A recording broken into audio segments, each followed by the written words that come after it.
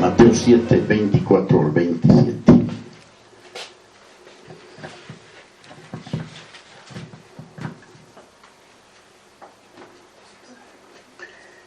Dice así el Señor: por tanto, el que me oye y hace lo que yo digo, es como un hombre prudente que construyó su casa sobre la roca. Vino la lluvia, crecieron los ríos y soplaron los vientos contra la casa. Pero no cayó porque tenía su base sobre la roca. Pero el que me oye y no hace lo que yo digo, es como un tonto que construyó su casa sobre la arena.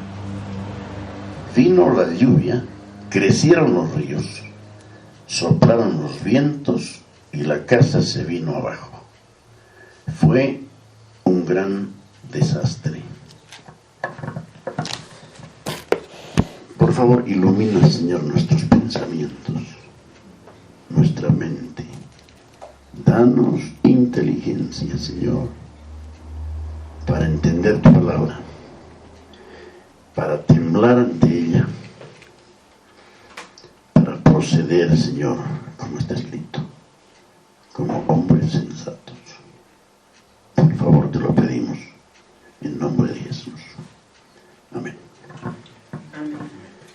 Muy bien, hermanos, vamos. He leído en la Dios habla hoy. A veces es más expresiva, ¿no? Más fuerte. Ok.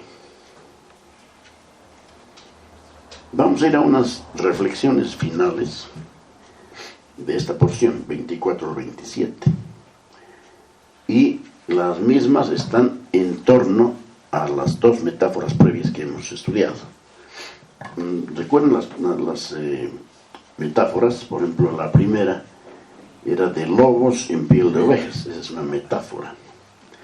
La otra era el árbol y su fruto. Otra metáfora para recibir al hombre. Y luego los dos hombres y las dos casas. Esa metáfora, ¿no? Ya sabemos lo que es una metáfora.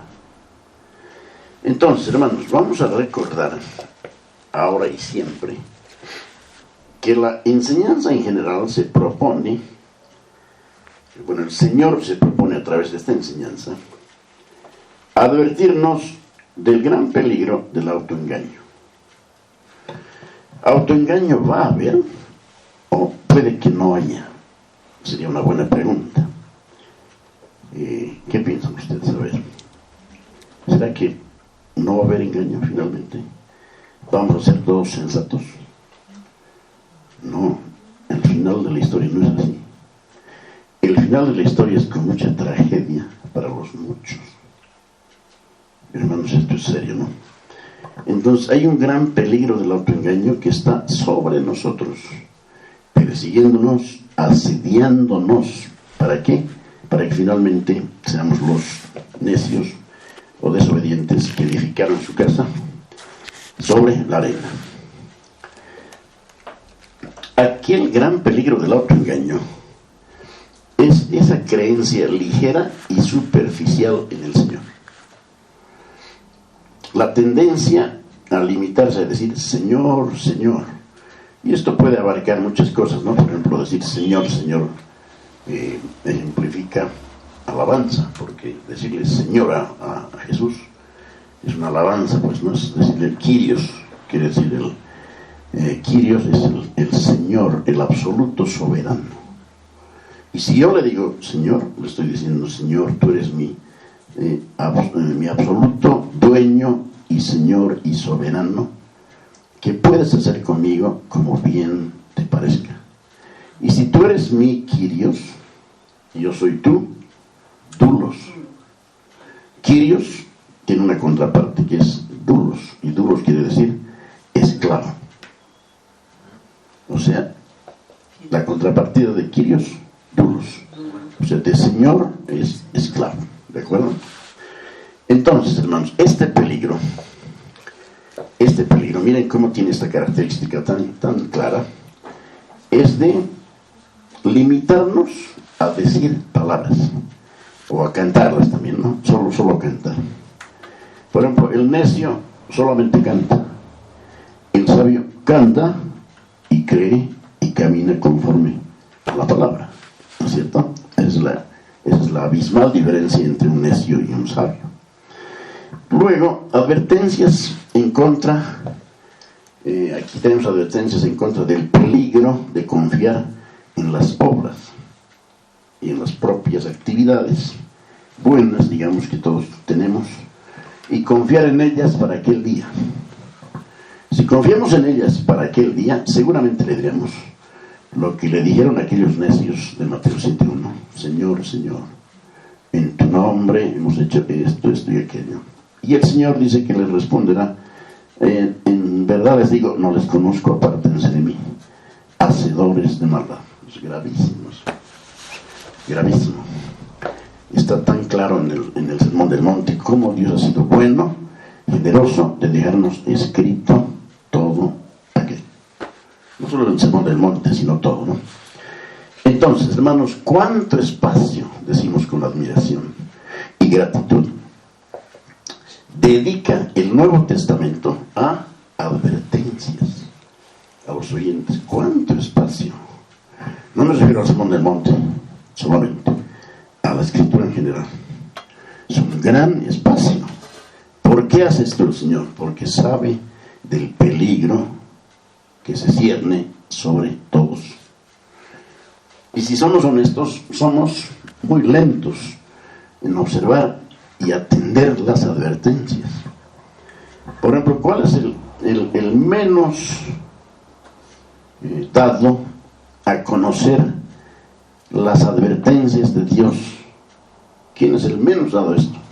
De entre los evangélicos, el que no lee la Escritura, pues. Y me refiero al que no lee consistentemente la Escritura, no casualmente ni mecánicamente, eso ya sabemos. Entonces, se nos ha recordado esto con mucho vigor en la segunda metáfora, y es algo que se encuentra en todo el Nuevo Testamento, en la enseñanza de Cristo primero y en la enseñanza de los apóstoles después. La misma palabra, ¿okay? Ahora, esto incluye al mismo tiempo el peligro de confiar en sentimientos. Ahora, ¿son malos los sentimientos? No. Los sentimientos son creación de Dios, ¿no? Y los sentimientos son una expresión normal. El hombre debe expresar sentimentalmente lo que piensa, lo que siente, lo que aprecia. Pero ¿cuál es el peligro aquí entonces con los sentimientos? Miren, sentimientos falsos. Sentimientos falsos. Nada sorprende más a la mente natural que lo que el Nuevo Testamento dice acerca del tema del amor, por ejemplo. Dios habla del amor, por supuesto, Dios es amor y habla del amor. Por alguna razón pensamos que el amor es algo meramente sentimental. Primero hablemos del amor hacia Dios. El amor hacia Dios no es meramente sentimental. ¿Incluye sentimientos? Por supuesto que sí. Nuestros sentimientos se dirigen al Señor, pero no es todo sentimiento. Por supuesto que no es todo, no es algo, es pequeño en realidad esto, una emoción. Y hacemos lo mismo al pensar del gran evangelio del amor que contiene el Nuevo Testamento. El amor como sentimiento. ¿Ya? El amor como sentimiento. Ahora, hermanos, hay una proclamación del amor de Dios en la Biblia clarísima hacia los pecadores. Hoy día cantamos esto, gloria a Dios. Hay una proclamación desde el cielo del amor de Dios a los pecadores, y no se ha quedado en proclamación, sino que ha descendido el Señor y ha hecho algo grandioso, un sacrificio perfecto, enorme, sangriento, ¿no? Al haber sido crucificado por Dios mismo, como siendo el peor de los viles pecadores y criminales. Esa fue la muerte que nos correspondía a nosotros, y Cristo la asumió. La asumió, hermanos, el Señor Jesús con todo su amor, en favor de todos sus creyentes. ¿De acuerdo? Ahora pensemos por un momento en el Evangelio de Juan y en la primera carta de Juan, donde se dice tanto acerca del amor, y también en 1 Corintios 13, que es el capítulo del amor, ¿no es cierto? El capítulo del amor. Ahora veremos cómo resaltan los escritos de Juan, enseñándonos que el amor es algo básicamente práctico. El amor, hermanos, tiene palabras, tiene sentimientos, pero básicamente, sólidamente, es algo muy práctico. Entonces, no nos estamos enterando de nada, pero qué buena es la repetición. El énfasis en esto pretende evitar que nos engañemos a nosotros mismos, pensando que todo va bien en nuestra vida, debido a que quizá poseamos un sentimiento vago y general. ¿Qué sientes por Jesús? Digamos que alguien nos pregunta. Un sentimiento vago y general, ¿qué sería? Sí, es el Señor Jesús. Yo me congrego en una iglesia y cantamos a Jesús y Él es el Señor, la figura principal. Nuestro Señor dice que de nada sirve hablar acerca de amarle a menos que guardemos sus mandamientos. Hermanos, eso es definitivo. No sirve solamente hablar del amor. Tiene que ser hablar, pensar, sentir y actuar. Dos textos clásicos y están muy cercanos. Juan 13:21, primeramente, donde el Señor dice así de claro: el que tiene mis mandamientos. El que tiene. ¿Quién es ese el que tiene? ¿Quién tiene sus mandamientos? Es el que sabe, pues. Tiene conocimiento, eso quiere decir. El que tiene mis mandamientos y los guarda. Ahí está la clave. ¿Qué? Ese es el que me ama. Mire, y continúa el Señor y dice: y el que me ama será amado por mi Padre, y yo le amaré y me manifestaré a él. Clarísimo, hermanos. Juan 13:21, una vez más. El que tiene mis mandamientos y los guarda, ese es el que me ama. Y el que me ama será amado por mi Padre, y yo le amaré y me manifestaré a él. Qué cosa grandiosa, hermanos. El amor del Padre y del Hijo. Ahora, 14:23 de Juan. Creo que aquí tengo un error. Es, a ver, ponme por favor 13:23, Víctor. Si se colgó la página, pues no puedo tocar nada. Ya, entonces. Juan, sí. Sí, Juan 13. 23. Respondió Jesús y le dijo.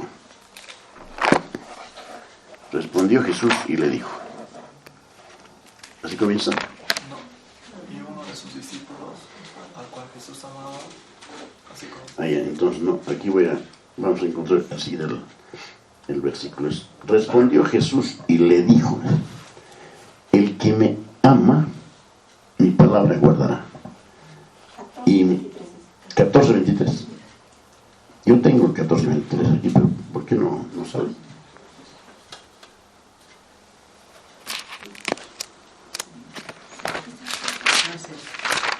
¿Ya apareció? Sí, Respondió Jesús y le dijo: el que me ama, mi palabra guardará, y mi Padre le amará, y vendremos a él y haremos morada con él. Similares, ¿no? 13:21 y 14:23 dice prácticamente lo mismo. Hermanos, entonces aquí nos está diciendo el Señor: nadie se engañe. El que guarda mis mandamientos, ese es el que me ama. El otro no me ama, aunque esté rebosando en alabanzas y cantos y sentimientos. No me ama, es mi enemigo. Bueno, son dos textos, hermanos, está leyendo el Nuevo Testamento, es de enseñanza. El que me ama de verdad, parece decir el Señor, hace lo que yo digo que haga.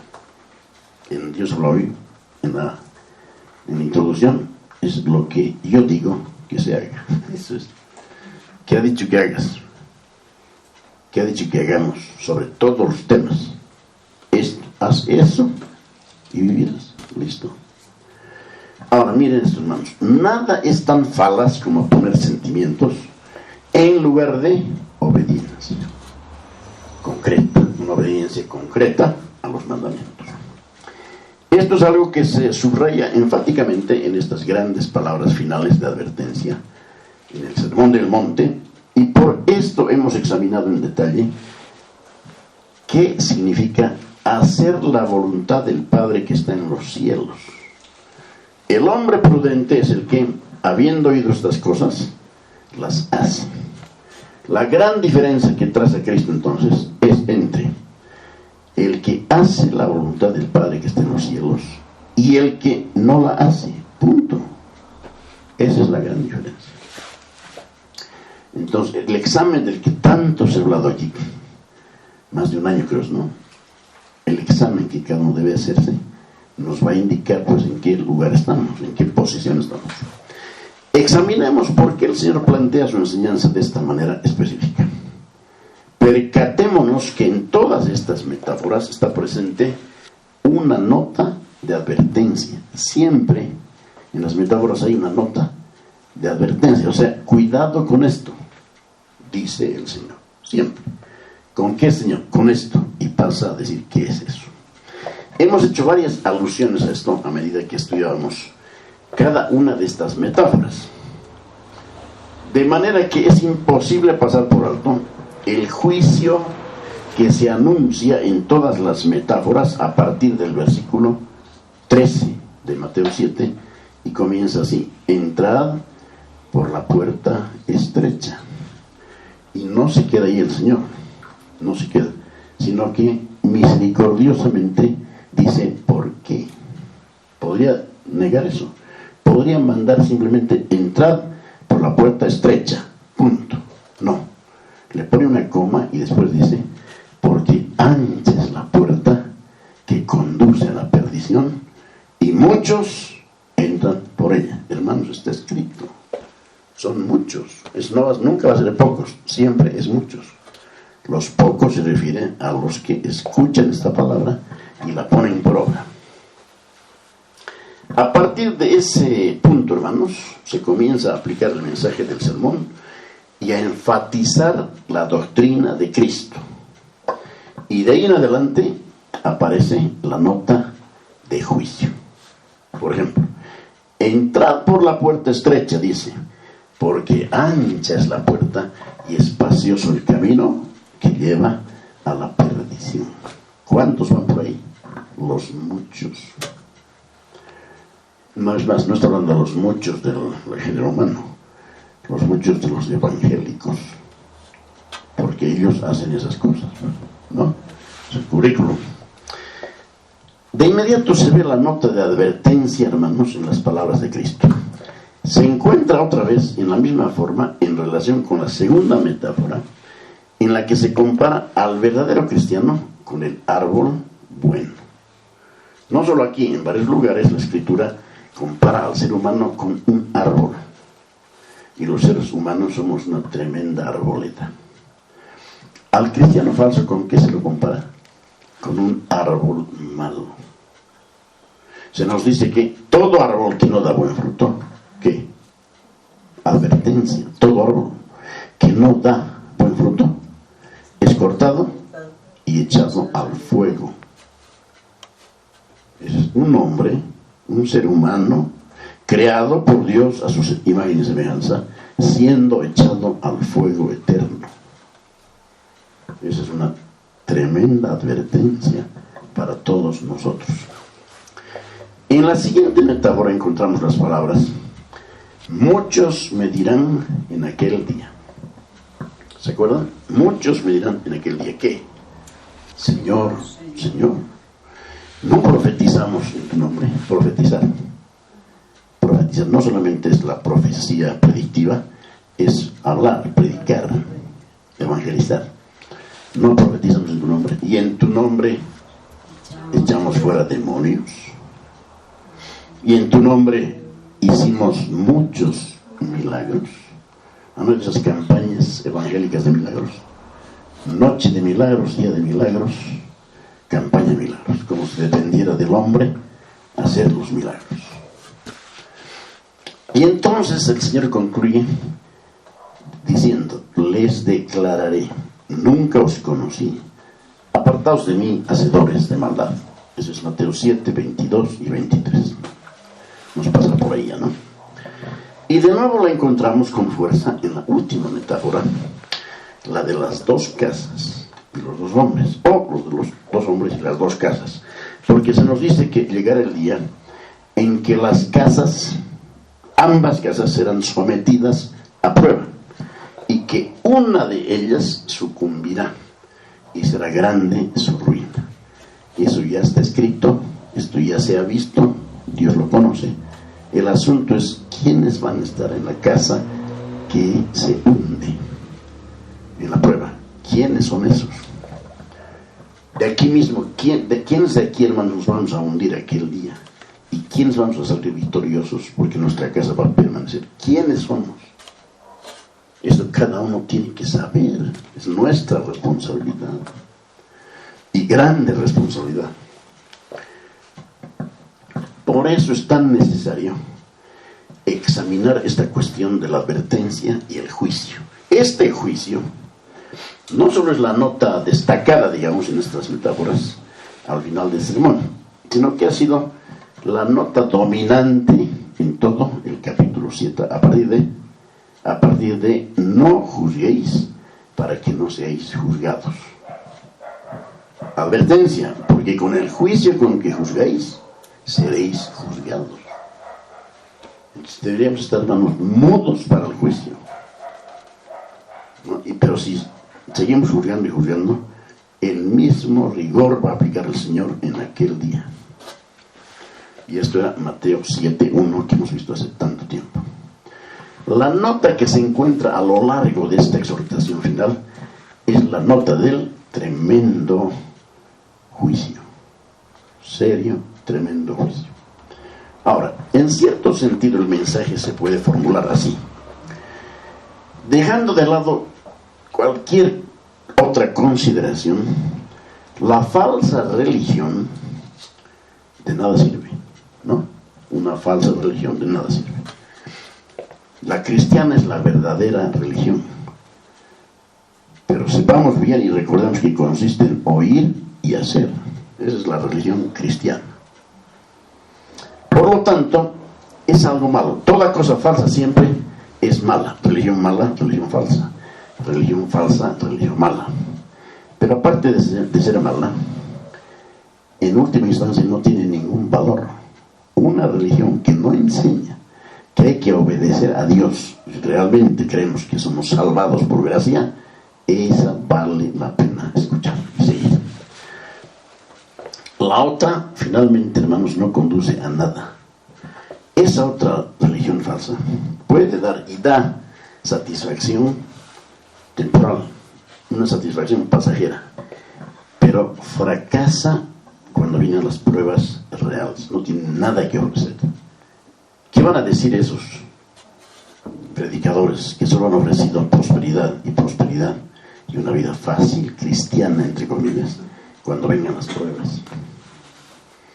Y peor, ¿qué van a decir aquellos que han confiado en ellos? Puede dar satisfacción pasajera, pero no sirve para nada.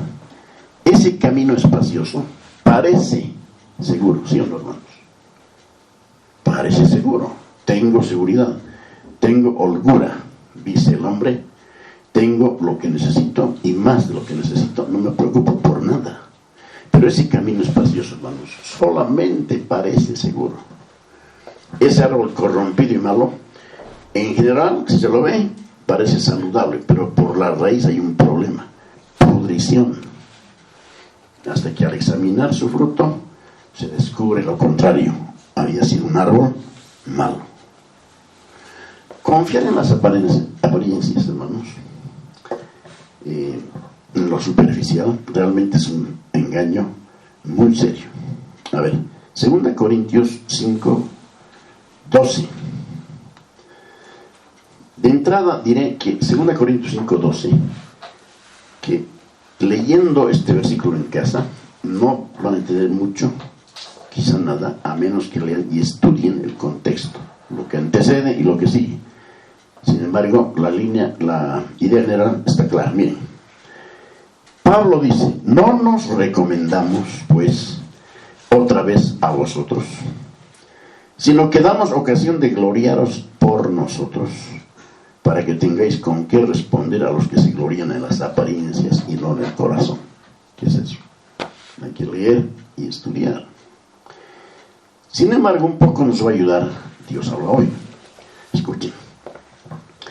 No es que hayamos comenzado otra vez a alabarnos a nosotros mismos, dice Pablo, sino que les estamos dando a ustedes, Corintios, una oportunidad de sentirse orgullosos de nosotros, para que contesten a quienes presumen de las apariencias y no de lo que hay en el corazón. O sea, Pablo está enseñando: olvídense de esos falsos maestros, solo presumen de lo que hablan, no hay realidad en sus vidas. En cambio, quisiéramos, yo, Pablo y compañía, quisiéramos que ustedes, corintios, se gloríen en nosotros, porque nosotros estamos haciendo un trabajo profundo en ustedes. Ustedes son nuestra gloria. O sea, la apariencia, hermanos, es lo peor, es la hipocresía más grande. A ver, no he puesto el texto, pero vamos a ir rapidito a Mateo 5:20. Vamos a comparar esto que acabo de leer con 3 versículos. Mateo 5:20 es el primero.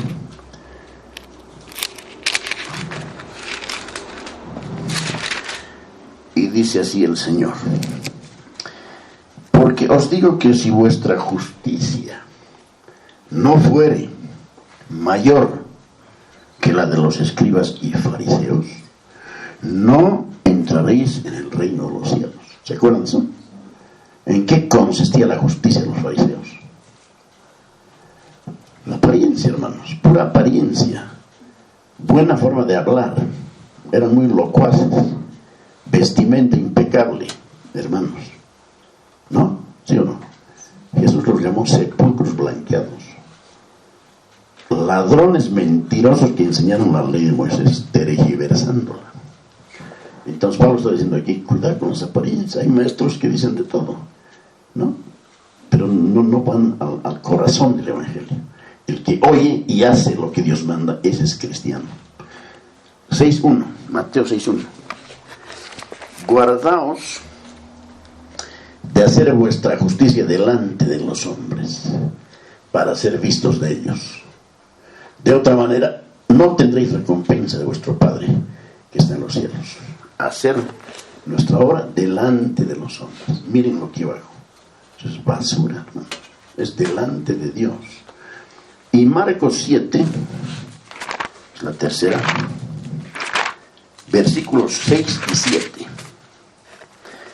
Marcos capítulo 7, versículos 6 y 7, dice así el Señor: respondiendo él les dijo: hipócritas, bien profetizó de vosotros Isaías, como está escrito: este pueblo de labios me honra, mas su corazón está lejos de mí, pues en vano me honran, enseñando como doctrinas mandamientos de hombres.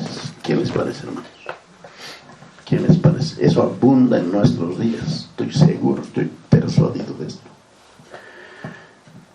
Así también la casa que construye el hombre necio sobre la arena parece perfecta y con aspecto duradero y sólido. Porque hermoso, ¿no? ¿Quién ve pues el que se llama el cimiento?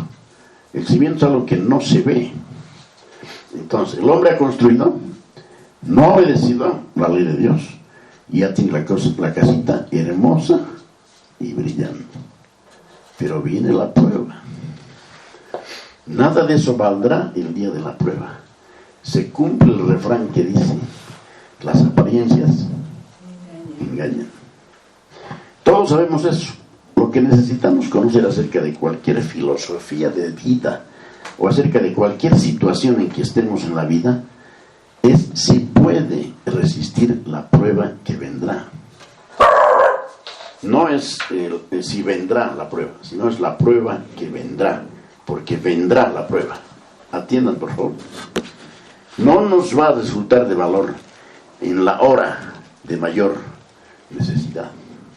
Todos necesitamos una casa que pueda resistir a las tempestades y huracanes. ¿Sí o no, hermanos? ¿Quién quiere tener su casa sabiendo que viene ya la prueba y que se va a derrumbar? Podemos morir todos ahí adentro. Esa es una metáfora pues excelente para entender esto. Ahora, Salmo 37, versículos 35 y 36. Miren.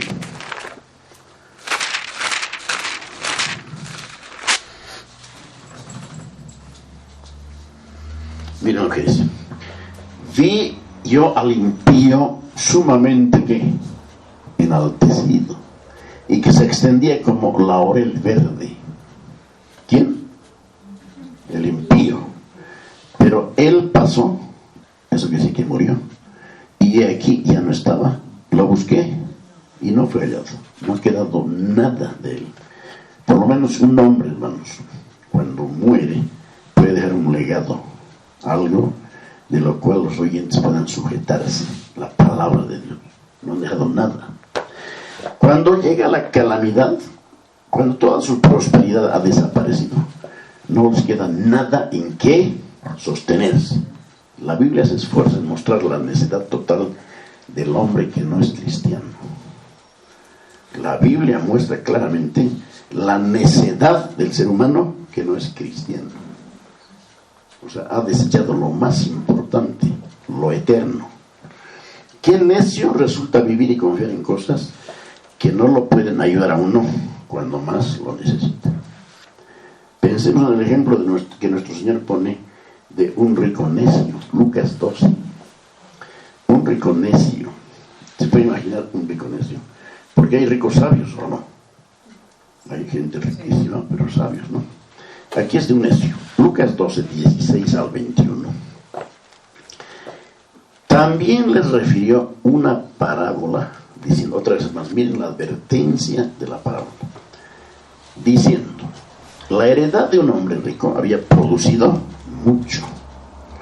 Y él pensaba dentro de sí, diciendo, ¿qué haré? Porque no tengo dónde guardar mis frutos. Y dijo, esto haré, derribaré mis graneros y los edificaré mayores, o sea, más grandes, ¿no? Y allí guardaré todos mis frutos y mis bienes. Y diré a mi alma, escuchen por favor, hermanitos, alma, muchos bienes tienes guardados para muchos años. Repósate, come, bebe, regocíjate. Pero Dios le dijo, ¿quién? Dios le dijo, necio, esta noche vienen a pedirte tu alma. Y lo que has provisto, ¿de quién será? Así es el que hace para sí tesoro y no es rico para con Dios. Hermanos, el hombre rico, el cristiano, es el que vive escuchando la palabra y haciéndola. Ese es el gran resumen. Oye y hace. Oye y hace. Pueden pasar en una iglesia evangélica 20 años, 30, y tenemos gente, sigue oyendo, pero no hace. ¿Qué fin espera, hermanos? Si la obediencia no es la causa de la salvación, es la evidencia de la salvación. Pero esta enseñanza de que lo falso de nada vale no se encuentra solo en la Biblia. La experiencia humana a lo largo de los siglos lo confirma. Podríamos estudiarlo a la luz de esta metáfora concreta. Nuestro Señor dice que todo lo que construimos en este mundo, todo aquello en lo que confiamos, todos los preparativos que hacemos, toda la perspectiva de la vida va a verse, hermanos, sometido a prueba. Segurísimo, va a verse sometido a prueba o pruebas. Describe las pruebas en forma de lluvia que desciende. ¿Se acuerdan? Descendió la lluvia. Descendió la lluvia. Lluvia, piensen en eso. Lluvia que desciende. Y de ríos que crecen. Un río es una cosa linda y normal, si es limpiecito, es algo bello. Pero cuando crece el río, hermanos, es una cosa tremenda. Y vientos que soplan A ver, tres cosas: lluvia que desciende, ríos que crecen y vientos que soplan. Es algo universal. Es algo que va a sucederle al prudente y al necio, al cristiano verdadero y al cristiano falso. Va a suceder por igual a los dos. En ninguna parte nos dice la Biblia que cuando uno llega a ser cristiano se acaban las dificultades y el resto de su vida será aún tu mejor vida ahora. Tu mejor vida ahora es el título de un libro escrito por un necio, un falso maestro en Estados Unidos. ¿Se acuerdan ustedes su nombre? Tu mejor vida ahora. O sea, ten todo lo que puedas. Lo están mandando al infierno, por lo menos a 30,000 presentes en su congregación semanalmente, y sin contar los millones que lo ven por internet. Joel Austin se llama, ¿no? Joel Austin. Mateo 7:27a. Mateo 7:27a. Y descendió lluvia, y vinieron ríos, y soplaron vientos, y dieron con ímpetu contra aquella casa. La BTX 3 dice así: y cayó la lluvia, y vinieron torrentes, y soplaron los vientos. ¿Qué tenemos, hermanos? Diluvio, aluvión y huracán a una casa, yendo en contra de una casa. Estas tres, hermanos, estos tres fenómenos de la naturaleza: diluvio, aluvión y huracán. Y esto va a acontecer a ambos hombres y sus casas. Toda la humanidad se ve sujeta a estas pruebas. ¿A qué se refería el Señor Jesús exactamente con los detalles de esta ilustración? Bueno, algunos dicen que solo se refiere al día del juicio. Está hablando del día del juicio. Pero es una pésima forma de entender al Señor, porque fíjense esto. Cierto que incluye el día del juicio, pero las palabras de Cristo, todo esto que estamos leyendo, se aplican tanto a la vida presente como a lo que nos acontecerá después de la muerte y más allá del sepulcro. O sea, lo que es presente y lo que es futuro, no solamente el futuro, ahora mismo, pruebas ahora mismo. Aunque a veces resulta peligroso ir muy lejos en los detalles de cualquier imagen, por ejemplo, una parábola o metáfora, eso es cierto, a veces se va demasiado en los detalles. Con todo, nuestro Señor deseaba transmitir algo concreto con las lluvias, los ríos y los vientos, algo concreto, y estas cosas vienen de la misma escritura. Pues en la misma escritura hay que ver qué pasó con las lluvias, los ríos y los vientos. Y como se trata de juicio o prueba, entonces se ve paralelamente en las escrituras todo lo que sea lluvias, ríos y vientos. La lluvia es algo que nos va a encontrar a todos, ¿sí o no? La lluvia, hermanos, es algo natural y nos va a encontrar a todos, hablando metafóricamente, obviamente, ¿no? Recordemos que todos nosotros somos como el hombre prudente o como el hombre necio. Todos estamos en una de las dos categorías: o somos prudentes o somos necios. O yo soy prudente o soy hombre necio. Si soy prudente, llegarán las pruebas. Si soy necio, llegarán las pruebas.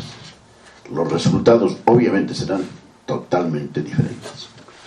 O nos esforzamos en poner en práctica las enseñanzas del Sermón del Monte y toda la Escritura, o sencillamente no lo hacemos. ¿No? Ya, que pasen los días todos tranquilos, no se preocupen, no pasa nada. O somos cristianos, o nos estamos engañando, pensando que lo somos, escogiendo las cosas del Evangelio que nos agradan y dejando de lado el resto.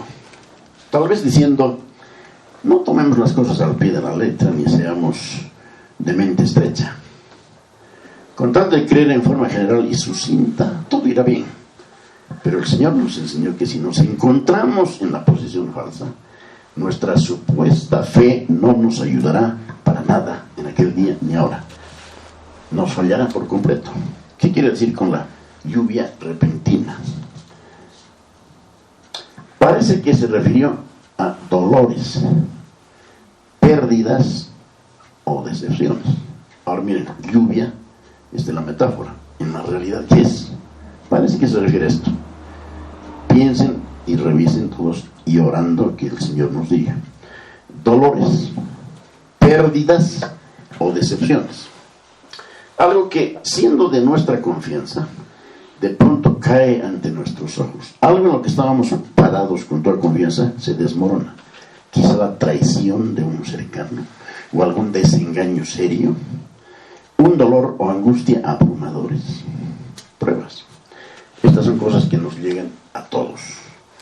Tenemos que hacerles frente. A los jóvenes llenos de robustez les resulta muy difícil pensar en esto. Los jóvenes no piensan en esto, pero estas cosas llegan. A ver, los que estamos con los 60 y más, yo tengo 67, cuando tenía 15 y me hablaba, o veía viejitos en la calle, yo decía, esto está muy bien, yo no voy a estar en esto, aquí estoy. A todos les va a llegar. Proverbios 20:29. Proverbios 20:29. La gloria de los jóvenes es su fuerza, y la hermosura de los ancianos su vejez. Una vez más, la gloria de los jóvenes es su fuerza, ¿sí o no? ¿Está bien eso o no? ¿Está bien o no? La gloria de los jóvenes es su fuerza. ¿Está bien gloriarse en su fuerza? Como si esto fuera a durar para siempre. Es una estupidez. Y la hermosura de los ancianos es su vejez. Han aprendido mucho. Un anciano, hermanos, está mejor parado que un joven fuerte, porque ha vivido la vida, como se dice. Eclesiastés 11:9-10.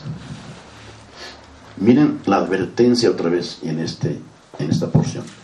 Eclesiastés 11:9-10 dice así: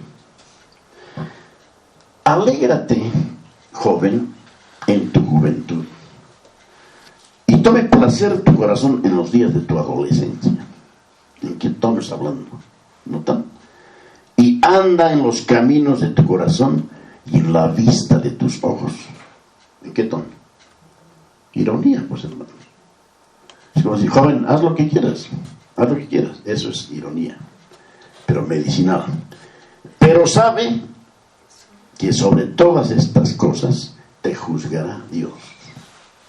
Quita, pues, de tu corazón el enojo y aparta de tu carne el mal, porque la adolescencia y la juventud son vanidad. La adolescencia y la juventud son vanidad. ¿Qué dice el mundo de la juventud? Juventud, divino tesoro. Es basura, ¿no?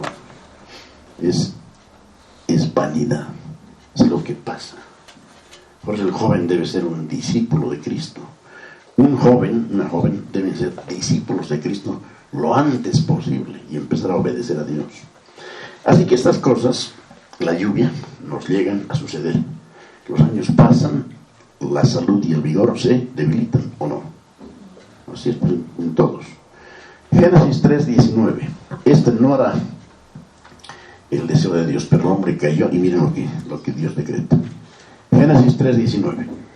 Con el sudor de tu frente comerás el pan hasta que vuelvas a la tierra, porque de ella fuiste tomado, pues polvo eres y al polvo volverás. Estamos en desgracia, pues, en esta situación.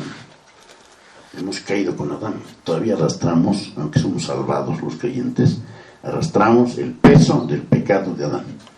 En mi carne no mora el bien.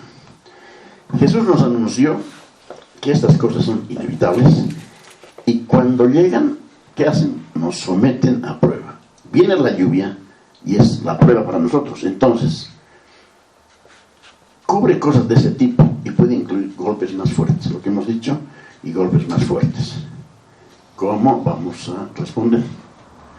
La edad avanza, la salud y el vigor se van, la enfermedad llega. Estas cosas, como nuestro Señor muestra aquí, son inevitables, y cuando llegan nos ponen a prueba. La lluvia entonces cubre todo ese tipo de cosas. Es la lluvia, ¿de acuerdo? Faltan los ríos y los vientos. Son tres cosas, porque no solo descendió lluvia, también vinieron ríos. y veremos la siguiente semana de los ríos, si el Señor quiere. Que la gracia de Dios sea con ustedes.